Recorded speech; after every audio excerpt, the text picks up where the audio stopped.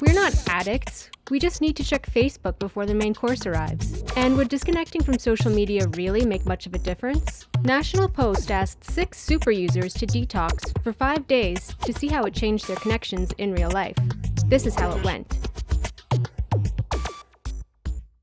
I'm really looking forward to starting my 7 full days without social media, and I'm most looking forward to connecting better with family and friends. Crucial to Choir has been social media, to invite people to our events, to post videos. Last night I deleted all those apps from my phone, and it made me realize that this is more of an experiment to just stay off of my phone when I don't need to. I'm very, very addicted to just scrolling through the social media feeds on my phone, and it's just a terrible habit that I'd love to break. I'm noticing the first real lifestyle effect of this social media detox, which is that I can't rely on Twitter or Facebook to provide me with a customized news feed. So I have to actually go to websites like National Post and New York Times. I find this exhausting. I'm very accustomed to grabbing my cup of coffee as soon as I get up in the morning, opening up that Twitter feed, catching up on any local or national news I've missed. And I've had to adjust for that, which means relying on local and international radio. It's great though, it's a bit of a throwback. I spent 8 hours today on social media. I only touched my personal stuff once. We put a cold case out from the homicide squad from a 1997 unsolved murder case. I find myself thinking about all those posts I did on social media to try and find this killer. I am kind of motivated by the idea of being able to post these videos later. I think that's actually really, really tragic. For the next 5 to 7 days, I'm gonna get back to doing things that just bring me lots of joy and distancing myself from this gadget here. I had to uninstall the apps off my phone because I kept on just trying to open them out of habit. I feel like I'm out of the loop. One thing I'm doing to cope with the stress of not using social media is to make lists of all the things that I want to tell the world on Twitter and Facebook.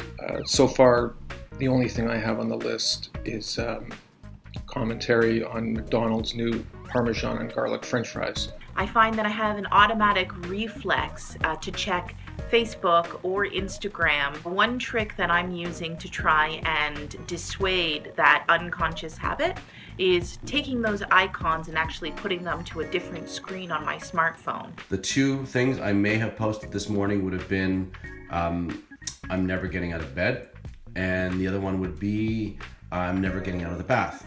Finding it quite difficult, to be honest with you. Talked to a counselor today about it, and maybe we need social media addiction anonymouses.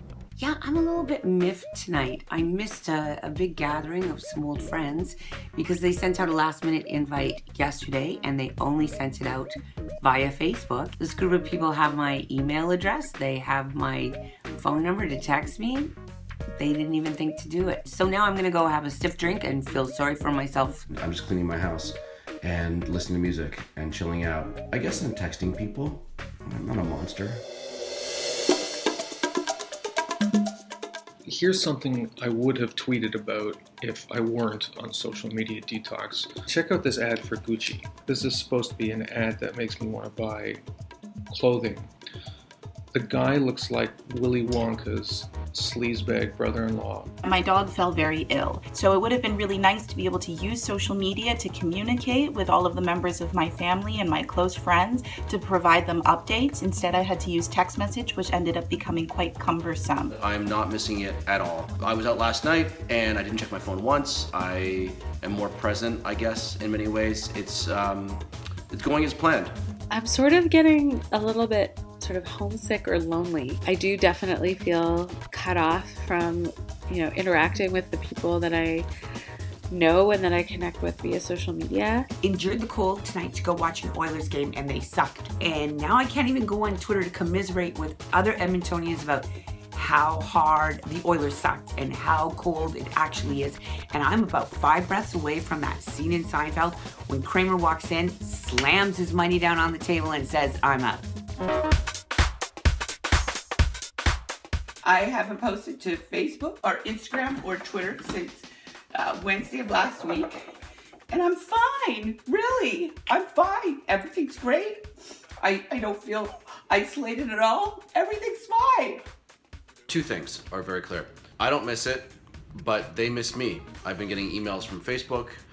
They generously offered to log me back in with one click, which I thought was just really nice. One of the things I noticed yesterday about not being on social media, I felt that a lot of my social anxieties and a lot of what we like to refer to as FOMO, my fear of missing out, had actually been sort of resolved or dissolved. If I were still on Twitter, I'd probably be having some stupid fight about like who was the hottest actor on Happy Days or something.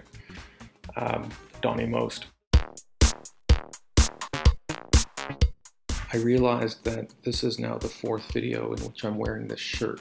I was gonna go back and re-record the previous videos and wear different shirts because I was insecure about what people would think. But you know what? I'm not gonna do that. That's a social media mindset. Part of this detox program has been reaffirming who I am, living my life on my terms, in whatever clothing I please. You'll have to deal with that.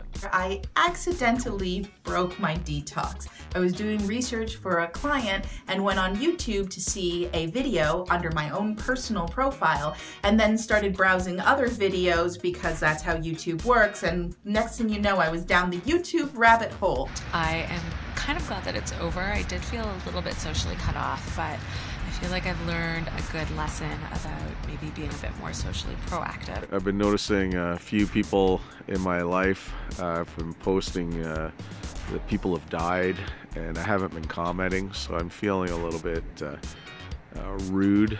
But I am picking up the phone more, reaching out and calling people. I got back online and I posted some photos and I said hello to the world. And what happened over the next day or so was that I was constantly online and all of the bad habits just returned really quickly. For the rest of the year, I'm gonna try to put this thing away as often as possible.